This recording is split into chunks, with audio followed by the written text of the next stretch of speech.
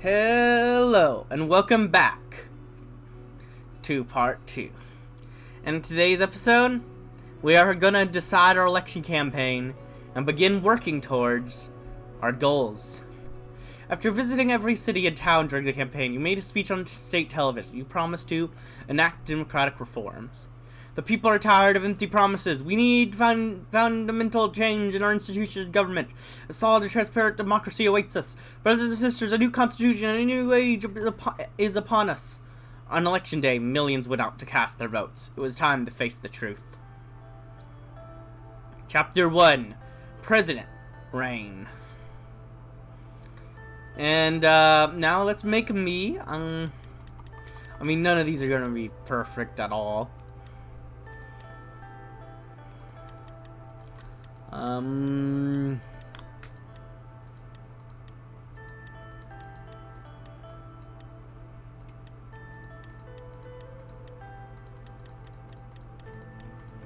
Too much of a mustache, and I did, but if I could let it fully grow out, my beard does get this wild. It really does. I grow a beard fast, but I can't really grow a mustache.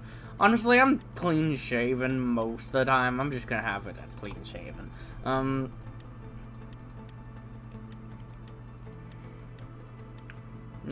Let's go with Grand. These ones, I think Office just looks the best. I do wear glasses, so I'll just get some glasses. Why not?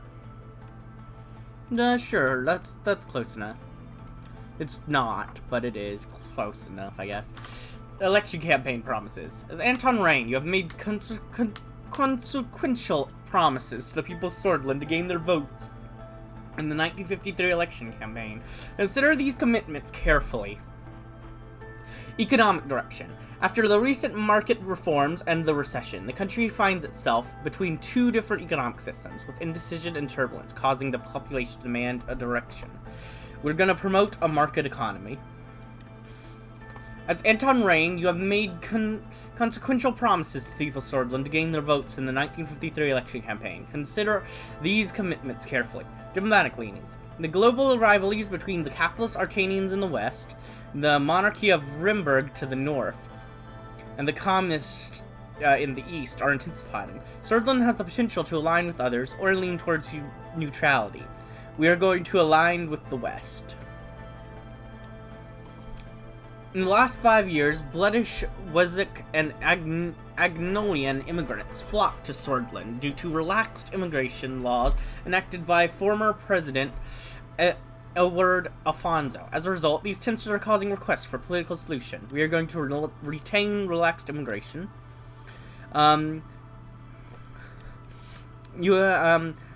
Education. The once praised public education system in the nation has suffered significant setbacks in the last decade.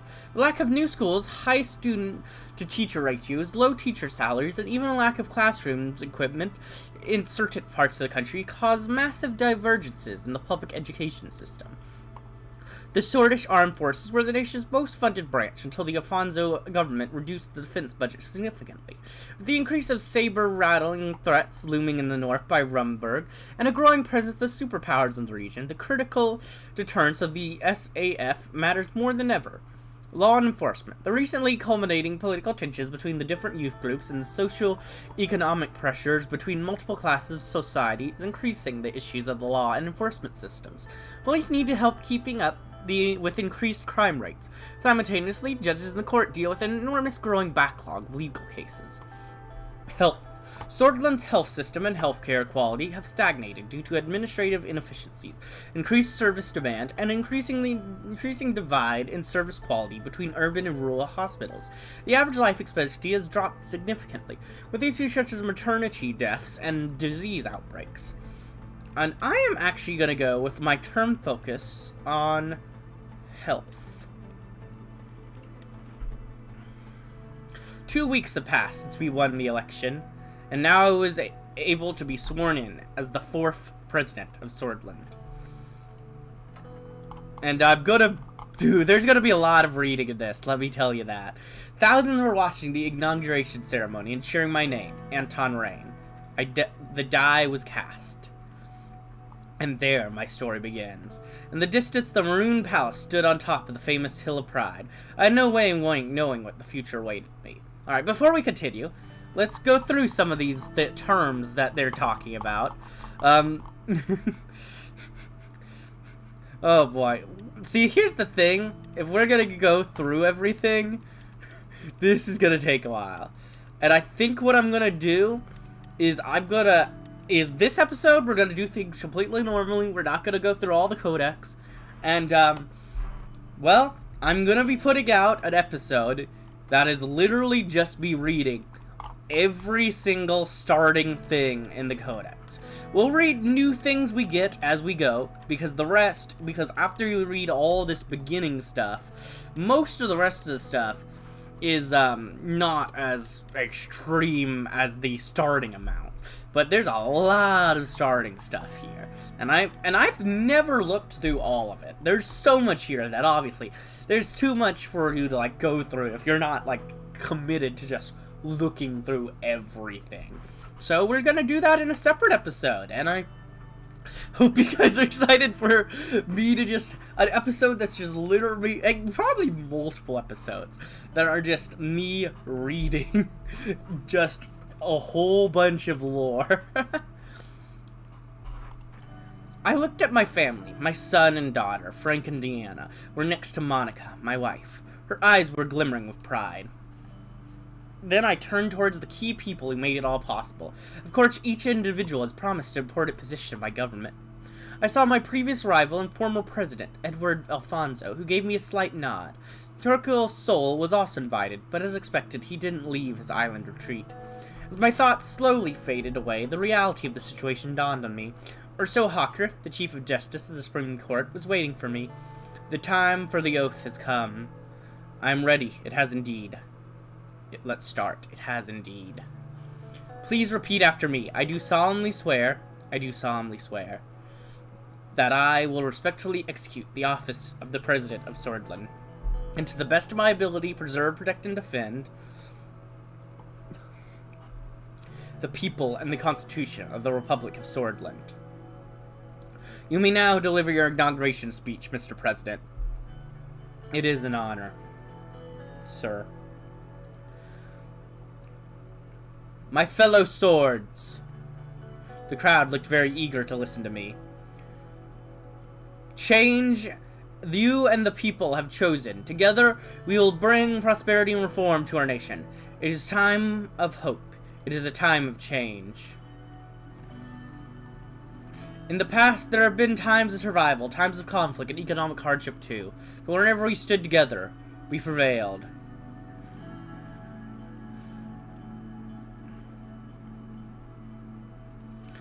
First, we must right our broken constitution from 1929.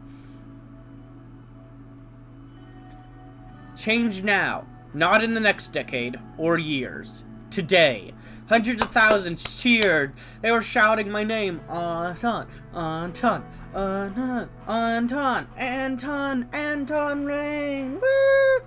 I felt the responsibility, the power, and the burden all at the same time. Raise fist, wave, just enjoy the moment. Taking a breath in, I enjoyed the moment. I took a long look at the people of Swordland to burn this moment into my memory. One of the presidential guards came on to notify me that it was time to leave. I made my way to the leading car in the motorcade.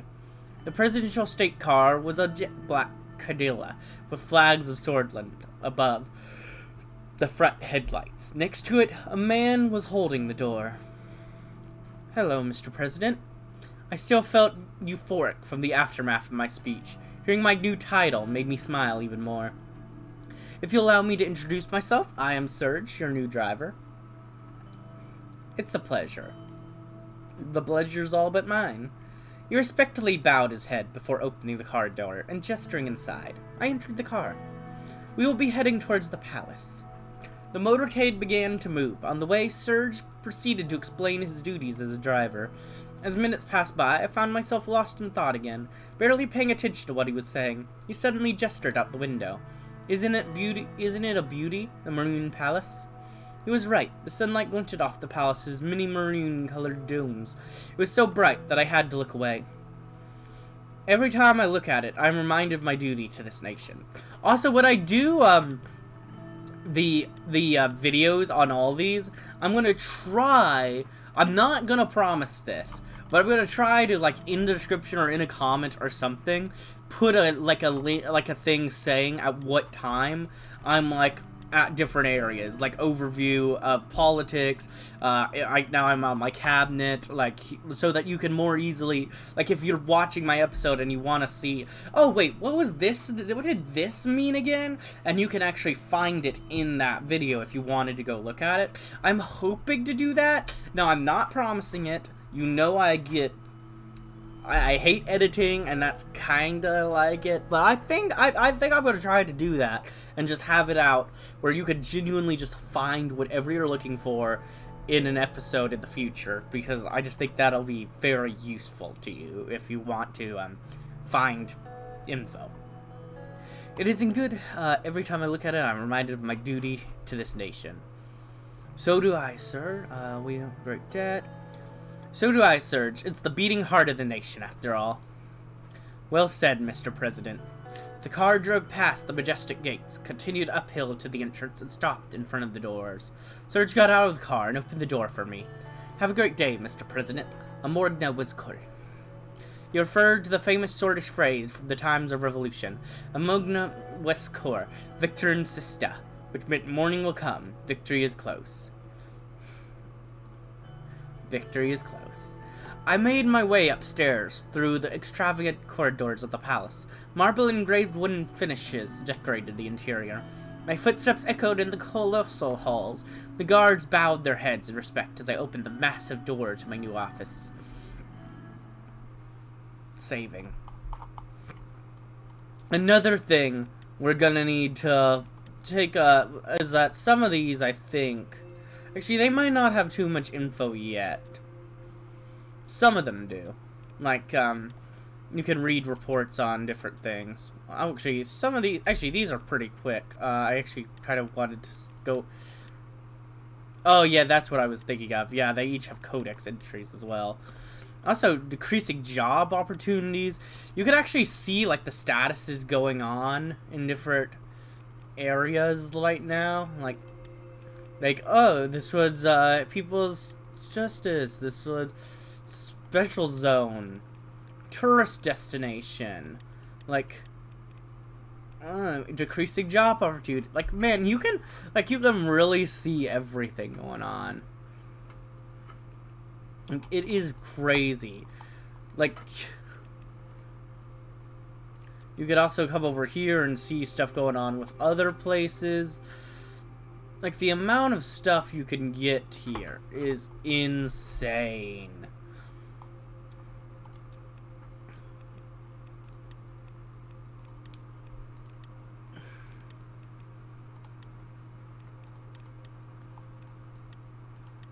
We have won the 1953 election. A new chapter begins. There's even a place to, like, keep notes for you to remember important things, like, in the game, because that's how much it expects you to be, like, you know, you might need this. Arvory. Lack of interest. The mayor of Arvory, Eric Neal, reports a lack of adequate infrastructure around Arvory, which seriously undermines the attractiveness of Arvory's investment climate. Foreign investors, particularly Agnolia, are becoming hesitant to invest in the city. Meanwhile, according to data published by the National Business Council, around 19% of the company's total expenditures in England is absorbed by logistics costs, while in peer regions this figure is below 10%. Let's just take a basic look at the reports going on in my nation. Port of Lachahaven loses importance. The latest marine traffic reports show that the port of Lachahaven is no longer the busiest of the Merkapa continent, falling behind to the third position. While this is a negative indicator for our administration, Lackhaven still has a potential to shine again as a major trading center. The port of Lackhaven is the largest port of Swordland and holds enormous importance for the economy, particularly as the main distribution center linking the capital and inner parts of Swordland to the rest of the world. This major port city will hopefully keep supporting a possible economic upturn in this entire country as investment projects succeed. Hopefully.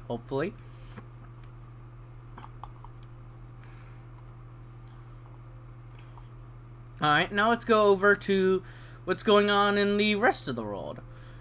Kingdom of Rumburg is big.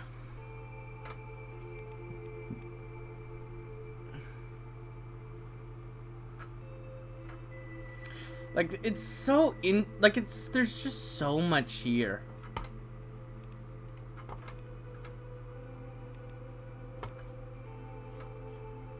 Like, here's Swordland.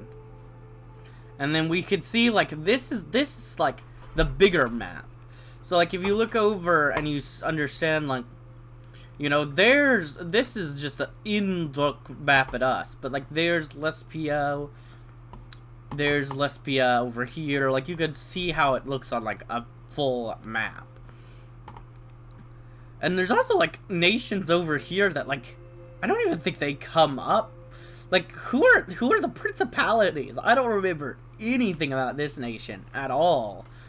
I wonder if there's actually a codex about them. Well, we'll find out when we do the full thing, so. But let's start, let's start with, you. Democratic Republic of Vaxland. Congratulations from Chancellor Hegel. Chancellor Hegel sent his congratulations on our great victory and wished for close cooperation between our countries in the future. Hegel signaled the concessions from Vaxland in case of promising trade deal. He also congratulated the Soldiers' Democracy for the successful election and warned us about the threat Arcatia's growing influence poses for the eastern Micropa. Agnolia. Which Agnolia is directly our northern neighbor. Congratulations on PM Van Horten. Prime Minister Van Horten congratulated us on our election and praised our party's stance on just and transparent elections. He signaled his wishes to continue the trade partnership between our countries as equal partners, as opposed to earlier trade deals, which he believed gave to Swordland unfair advantages. Well, I'm glad to be on your good side. And Lesbia is our direct southern neighbor. Congratulations on Prime Minister Alvartez. Prime Minister Alvartez congratulated you for the results and spoke about his hopes to have a beneficial partnership deal in the future. He sent his best wishes to the Swordist people and warned us about the threats of the encroaching Palinivics influence of the united Cortana from the east, emphasizing the importance of unity in our continent. Muracopa.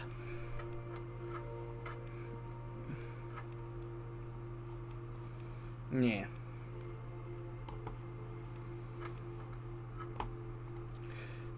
Now these are directly to our, like, what, south west?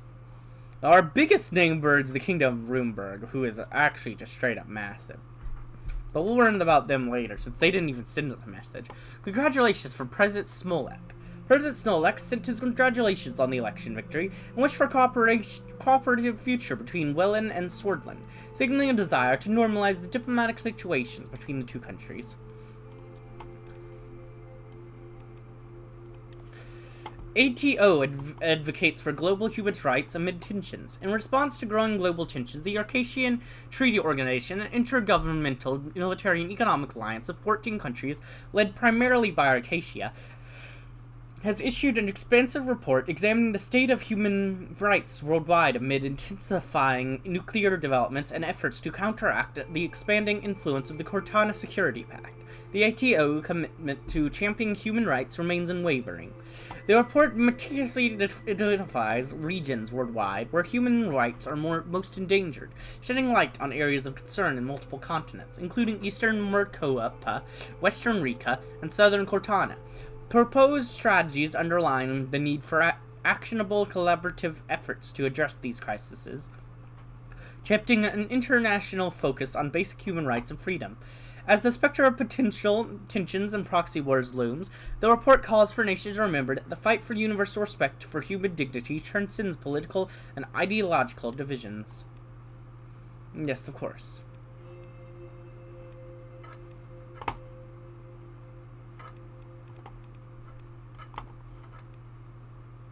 And yeah, now we move back over to, well, us.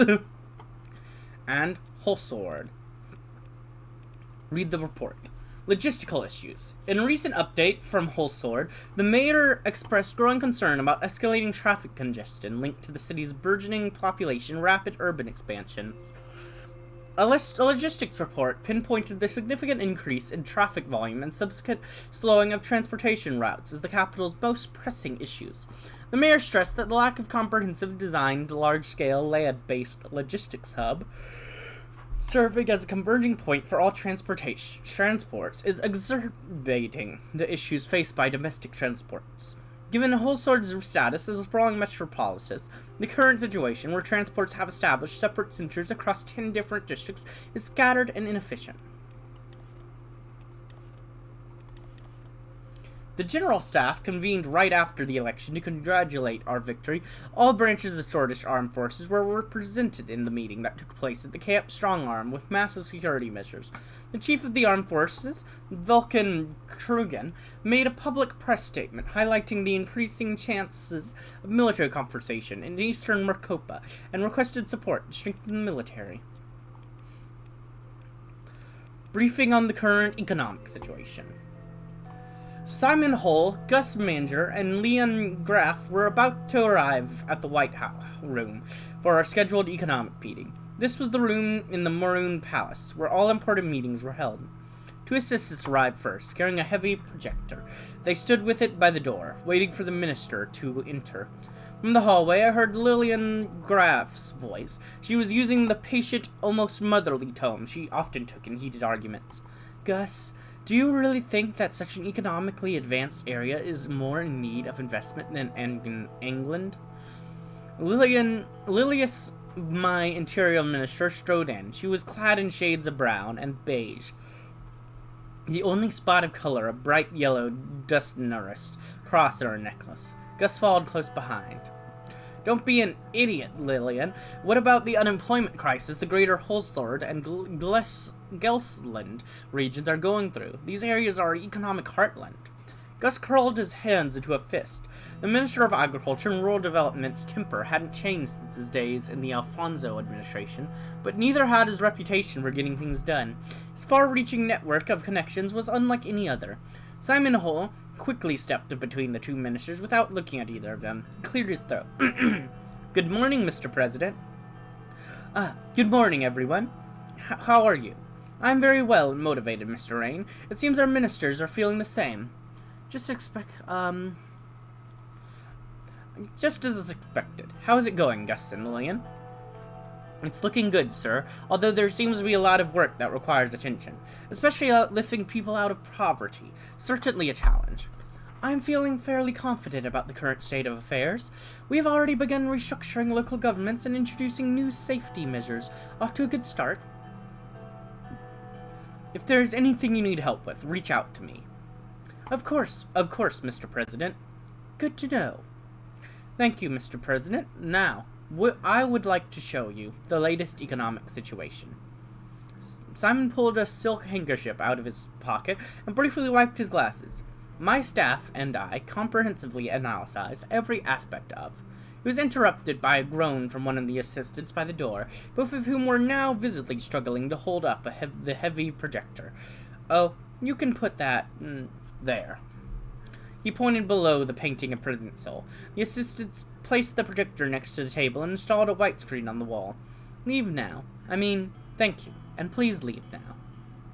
The assistants left the cabinet room. I was reminded that Simon had never quite had a way with people, but his facility with numbers had made him the most sought-after economic specialist in Swordland. Simon started looking for his slides. He always carried documentation around with him. Wait. Except I just yawned in real life, but shut up. Lilius leaned to the table and spoke. Simon, what happened to the new police station construction Estord? While going through his briefcase, he paused for a moment to answer. It got stalled due to a government property boundary issue. I have been meaning to look at it. I can look at that one. Estord needs all the security help it can get. Sure, more time for me to spend on analysis. His eyes glittered when he finally found the slides he was looking for. There have been some developments about the Swordish Wren losing further value today. We have been trying to stabilize it with the central bank. The recession of 51 put enormous pressure on the economy, resulting in the collapse of the value of our currency. The entire situation is a significant cause of concern for our administration. What would you like to know about the current economic situation? What is our GDP and debt situation? What is our GDP and debt situation? Our current GDP is 310 billion Swordish Wren, and the national debt is 427 billion. It's still hard to fathom that we lost nearly 150 billion in wealth. The past 3 years were rough. What is the unemployment and inflation rate? Unemployment has skyrocketed, and now is a staggering 16%, and the inflation is at a relatively high at 10%. Unemployment is increasing crime and drug use. We need to get people off the streets. The inflation isn't helping our average citizen either. What is the status of the recession? The economy has been in a recession of about -6% in the past year. The average GDP has dropped from SR 15,454 per capita to SR 10,359 from 1951 to now. The administration's success depends on our ability to stop the recession. The sooner we can reach GDP growth, the better. I have all the information needed. Let's move on to the economic strategy. Simon scattered the paper stack in front of him in an orderly manner and took a final look at his notes before clearing his throat. As you can see, the situation is alarming, but not everything is negative. The extensive privatization program of Alfonso and the key foreign direct investments left us a large budget surplus, which we can use to stabilize the crisis. The primary subject we need to settle on is what general path we will take in our terms. Suzerain-based nationalism happened in the 30s, and Alfonso's privatization began during the end of the 40s. What will our administration focus on? One of our main promises was to promote a free market economy to stop the recession. To be frank, I believe it is the only way out of the recession. I still do not support it. Why promote the private sector when we have qualified state-owned enterprises? Because the lack of competition has made them inefficient. Simon nodded. What are the consequences of the free market? What are some of the consequences of the free market? There are not many, but one could say that we are much more likely to be influenced by the world economy. It is important to think about this subject because the upswings of the world economy will reflect good on us too. Yes, and when the global economy crashes, we go down with it. The structural problems of slowness were going to lead to a recession according to predictions at the time anyways. Either way, even if we pick one of the doctrines, we retain the option to make economic choices on a case-by-case basis. That is, however, not recommended in my point of view. The last thing we need is a chaotic economic plan. Finally, something we can agree on, Lilius. There's another important point which has a direct impact on our economy: superpowers. We might have won in the election, but I'm still against aligning ourselves with superpowers. Economically speaking, we are much more closer to Arcadia than United Cortana, so a decision to align to the west makes more sense. We must be very cautious. There are schemes being devised about Swordland. We cannot give in to their wants, now or in the future. Otherwise, our country will turn into their pawn. I want you to reconsider your promise to align with Acacia. I've made a promise to the people of Swordland. I won't back down now. Exactly. We have made a promise. People want to trust their president. What kind of example we would set for the future generations if we were to back down on our promises? Also, in my opinion, aligning with a powerful country like Arcadia was an excellent decision. I know you have campaigned for this in the party a long time, Gus. Mr. President, this is exactly what being controlled looks like, voluntarily or involuntarily.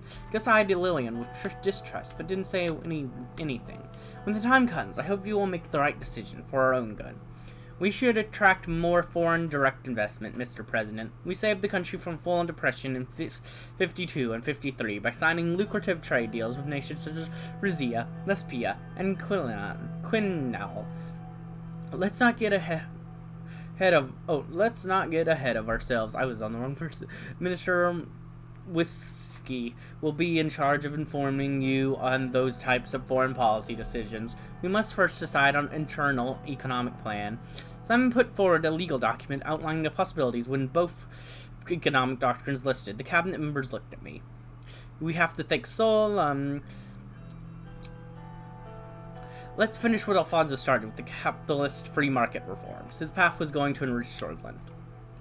The recession was the direct result of his free market reforms. History must note that the reason for the recession was because Edward Alfonso was betrayed by his party.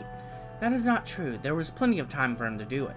If you can't make change happen in 2 years, then you are at fault. No, 2 years is not a lot of time to make change, to be honest. Most people can't make change in that much time. It would make Arcadia look at our country in a more positive light. They are proponents of the free market economy. The influence of Arcadia has on the world economy is extensive.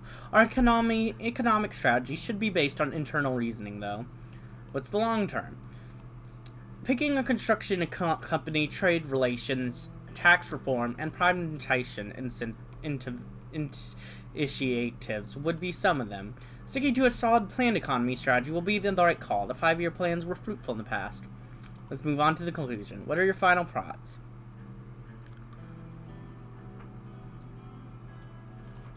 A market economy doesn't require as much guidance and could help us attract foreign capital. Especially from Arcadia, President Walker is always interested in expanding the economic zone of ATO. We could secure lucrative investments from capitalist countries. So what will our general economic plan promote? Promote a free market economy, as we promised. I can't say that I agree with this. Lane looks disappointed. Now that there is clarity on which direction we are heading, we will work on a good plan accordingly. This concludes our meeting. Our next gathering, we will talk about the upcoming infrastructure investment plan. Now the economic direction was taken, the ministers dispersed for lunch. Alright. And there we go. I think this is a good time to go ahead and end this episode. I hope you enjoyed, and if you did, like, comment, subscribe, and hit the bell button. And as always, peace.